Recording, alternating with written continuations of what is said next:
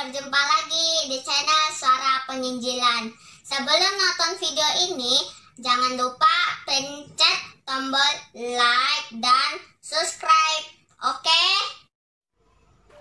Shalom Bapak Ibu Saudara-saudari, kembali kita akan belajar bersama-sama satu kebenaran firman Tuhan, agar kita semakin dibentuk dan terus bertumbuh serupa Kristus. Bapak Ibu Saudara-saudari, ketika kita berbuat baik dan memperlakukan orang dengan baik, tentu kita berharap orang tersebut juga akan memperlakukan kita dengan baik. Sayangnya yang seringkali terjadi malah sebaliknya. Orang tersebut malah menyakiti hati kita. Apalagi yang melakukan semua itu adalah orang terdekat kita atau orang-orang yang pernah kita tolong. Tentu bisa dibayangkan bagaimana rasa sakitnya. Ketika kita disakiti, dikhianati, bahkan dijelek-jelekan, tentu membuat kita kecewa, sakit hati dan bersedih. Mungkin juga tidak sedikit air mata yang menetes. Dengan semua perlakuan yang kita terima, apakah kita masih bisa mengampuni? Atau kita menjadi tawar hati dan sulit mengampuni orang tersebut? Bapak Ibu Saudara-saudari, jangan biarkan semua kepahitan yang kita rasakan membuat kita tidak lagi mau mengampuni kesalahan orang lain. Karena jika kita tidak mau mengampuni kesalahan orang lain, maka tanpa kita sadari, itu telah menjadi sebuah dosa. Tentu kita bertanya, mengapa bisa demikian?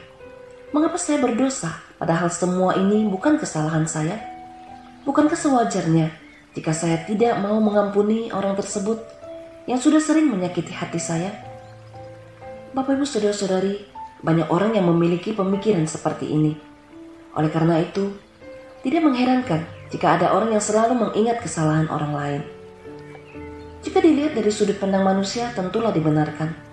Namun, hal ini bertentangan dengan apa yang tertulis di Alkitab. Bahkan firman Tuhan memberi penegasan kepada kita untuk hidup mengampuni. Oleh karena itu, hari ini kita akan belajar 3 alasan mengapa sebagai orang Kristen kita diharuskan untuk mengampuni. Alasan pertama adalah karena Allah mengharuskan kita untuk mengampuni.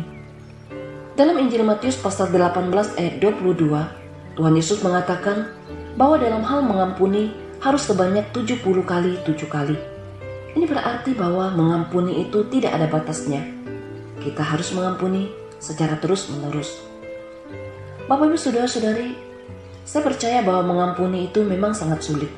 Dan hal itu bukan hanya dirasakan oleh saudara, namun juga dirasakan oleh saya dan semua orang. Mengampuni memang tidak semudah yang diucapkan.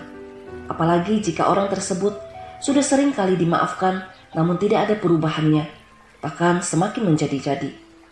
Hal ini tentu menjadi salah satu alasan mengapa kita sulit mengampuni orang tersebut. Dalam hal ini, kita membutuhkan pertolongan dari Tuhan, agar kita bisa dipulihkan dari segala rasa kecewa dan sakit hati yang kita rasakan, sehingga kita dimampukan untuk bisa mengampuni. Kita juga perlu menyadari bahwa kita pun adalah manusia yang penuh dengan dosa. Namun kita selalu mendapatkan pengampunan dari Tuhan. Oleh karena itu, kita pun harus melakukan hal yang serupa. Bapak Ibu Saudara-saudari, disinilah letak perbedaan kita dengan orang-orang yang belum mengenal Tuhan. Yang menjadi alasan kedua adalah, jika kita tidak mau mengampuni dosa orang lain, maka secara otomatis dosa kita pun tidak diampuni.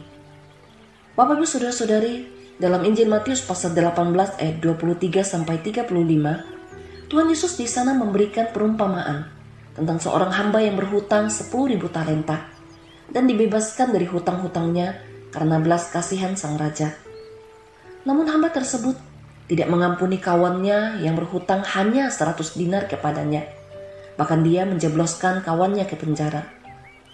Mendengar hal itu, maka sang raja pun marah dan memasukkan hamba yang jahat itu ke penjara. Pada ayat 35 memberikan penegasan kepada kita bahwa jika kita tidak mengampuni kesalahan orang lain, maka Tuhan pun tidak akan mengampuni segala kesalahan kita. Bapak Ibu Saudara-saudari, dalam Injil Matius pasal 6 ayat 14-15 dikatakan, karena jikalau kamu mengampuni kesalahan orang, Bapamu di surga akan mengampuni kamu juga. Tetapi jikalau kamu tidak mengampuni orang, Bapamu juga tidak akan mengampuni kesalahanmu. Mengampuni bukan berarti kita lemah. Bukan juga berarti orang lain benar dan kita bersalah. Tapi lakukanlah semua itu karena kita menyadari bahwa tidak ada manusia yang sempurna. Kita pun pernah bersalah dan pernah diampuni. Bahkan setiap saat kita berdoa meminta pengampunan dari Tuhan. Namun kita sendiri tidak mau mengampuni. Sungguh ironis, bukan? Alasan ketiga adalah, jika kita tidak mau mengampuni kesalahan orang lain, maka kita telah melakukan pemberontakan kepada Tuhan. Bapak Ibu saudara-saudari, mengapa di sini saya katakan bahwa kita memberontak kepada Tuhan? Sebab firman Tuhan secara jelas menegaskan dan mengharuskan kepada setiap kita untuk mengampuni. Namun jika kita tidak mau mentaatinya, bukankah kita sudah memberontak dan melawan perintah Tuhan? Mari kita belajar untuk taat kepada perintah Tuhan, dan juga tidak ada gunanya kita memendam kesalahan orang. Sebab bukan saja akan menjadi dosa, tapi kita akan terus merasa tersakiti ketika mengingat perlakuan orang terhadap kita. Mari lakukan apa yang menjadi bagian kita, yaitu mengampuni kesalahan mereka. Jangan kita membalas kejahatan dengan kejahatan, karena pembalasan bukan hak kita. Di dalam Roma pasal 12 ayat 19 dikatakan, "Saudara-saudaraku yang kekasih, janganlah kamu sendiri menuntut pembalasan, tetapi berilah tempat kepada murka Allah. Sebab ada tertulis, pembalasan itu adalah hakku. Akulah yang akan menuntut pembalasan," firman Tuhan. Kiranya renungan singkat ini bisa memberi teguran kepada setiap kita untuk hidup taat kepada firman Tuhan dan mau mengampuni seperti Tuhan Yesus yang selalu mengampuni segala dosa-dosa kita. Tuhan Yesus memberkati kita semua. Amin.